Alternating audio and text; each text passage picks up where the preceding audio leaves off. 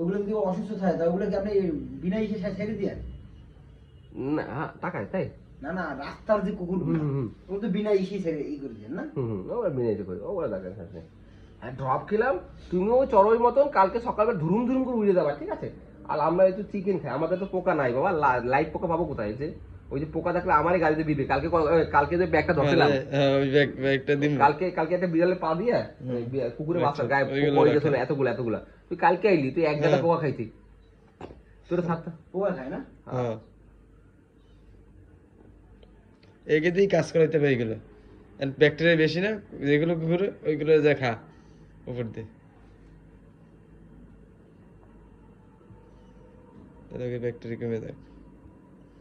ওর ব্যথাটা একটু কমুক, একটু ব্যথাটা কমুক, তারপর খাবে আনলে। ওর ব্যথাটা কমলো ওই পাখিটার মতন, ঠিক আছে? তখন একটু খাবে আনো, একটু খাবে না তোমারটা।